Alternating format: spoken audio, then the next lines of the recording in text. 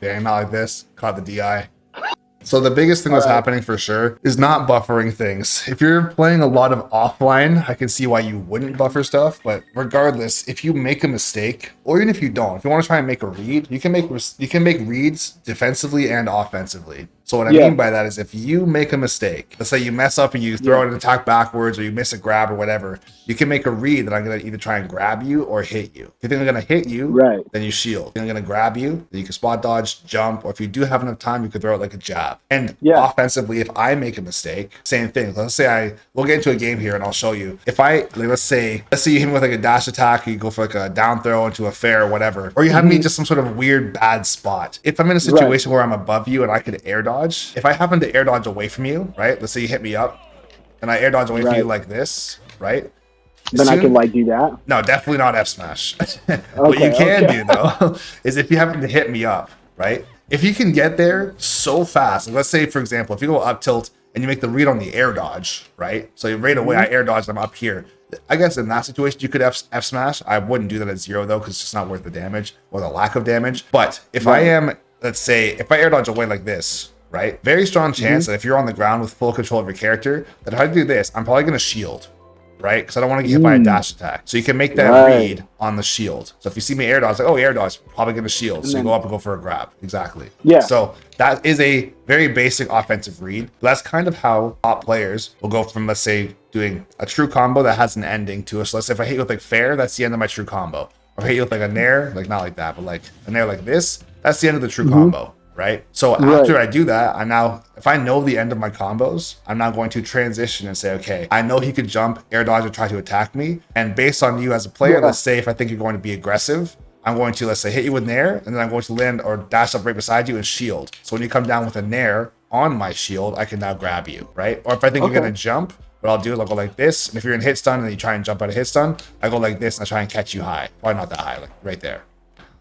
Or if you like air dodge away, what I can do is I can go for like a side B and try and catch you, or I can go for like a dash attack and try and catch you. For let's say if I like did the nair like this, then you're like right here and you air dodge like that. The defensive read was interesting because I hadn't thought about it like that, but that makes a lot of sense. And then you basically, your true combos, and then at the end, you try and predict what your opponent does, or you watch what your opponent does, and then after you see what they do, you prepare to punish that option afterwards. Yes, and your opponent only has, realistically, most characters only have 3 options when they're in hit stun. Right? Or not even in hit stun, like if they're in disadvantage, let's say. They often realistically are. Well, I guess if they're in hit stun in the air, they have 3 options. They can either attack you, coming down like that, I can air dodge, or I can try and jump away like this. Right? Those are my 3 options. Of course, like if I go like this, or if I go like this, or if I go like this, like all different aerials, it's still trying to be aggressive. So if you shield, it beats all of that. It doesn't really matter. It's like, oh, he went for an air, and if he went for fair, I could have punished it. It's like, it doesn't really matter. For some characters, it does if they have like a -2 or 3 nair, but Falco doesn't have that kind of stuff. So if I go like this to come down, it's like -10 more often than not. This is also -10. It's -7. It's gonna be -5 if I do it perfect. But if I don't, you can still punish that too. But more often than not, if you were to like, let's say, hit me with something, dash underneath me and shield, and I come down aggressive like this, you could up smash it. You could go for grab would probably be your safest thing, or you could nair at a shield. Right.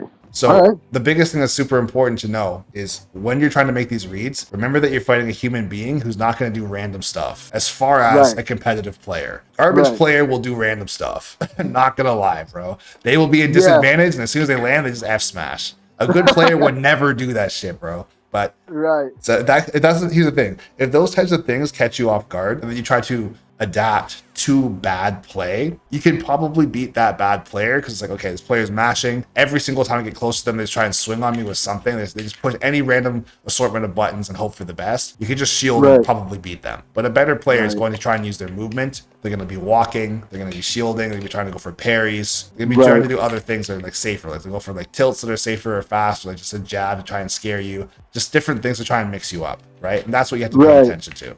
The players I've played, like I've got a couple who are like maybe as good as I am, which all things considered, I'm not that great at this game. But like I basically made my living off of whiff punishes and people doing dumb stuff. And when it doesn't happen, my game plan falls apart. Here's the thing. I will say at every level of play, people will do something stupid, no matter what. The difference is at low levels of play, the frequency of how stupid they are, or how many bad decisions they make is much higher, Yeah. right? If I'm a Yeah. bad player or a brand new player, I'm going to make a ton of mistakes, or I'm going to be very, very antsy or very impatient or whatever you want to call it. I'm going to just like dash back and go like this. I'm going to just jump at you in the spot dodge and go for a down smash or something, right? I'm just going to do stuff like that. But if I'm a better player, I'll still make mistakes. But now it's for you to be more patient, to wait for those mistakes to come out versus assuming that every time I jump at you, I'm going to do something wrong. What I've been doing for like a couple of years. So that's definitely an adjustment that I need to make.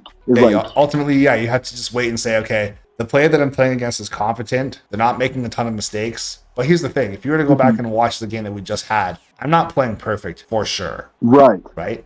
So although I'm catching you more than you're catching me, it doesn't mean that there's nothing you could have done. A lot of the times when I'm catching you, it's because either you didn't buffer something, so I hit you when I technically shouldn't have been able to, or your spacing might have been off, or your movement might have been off, right? And when you're talking about buffering in that sense, you're talking about when you're comboing me and I'm not like holding an air dodge or something. Yeah, holding air dodge, holding an attack. Let's say even on the offense, like let's say if you hit me with something and then I did like the air dodge, right? I'm not saying it to like buffer a grab immediately. But you should know at least that if I air dodge like this, I can't get to the ground and defend myself faster than you can hit me. It's impossible. That's the point of a directional air dodge, is that if I do a directional air dodge, I have more landing leg than if I do a neutral air dodge. The reward or the thing I gain from a directional air dodge is exactly that. I get to go in a direction while air dodging versus neutral air dodge is just straight down. Right. Okay. So if you see a directional air dodge, you should be thinking to yourself, if you can get there fast enough, at the very least, you should get a dash attack. If you're a little on the slow side, you got to make a read and say they're probably going to shield, so you can go for a grab.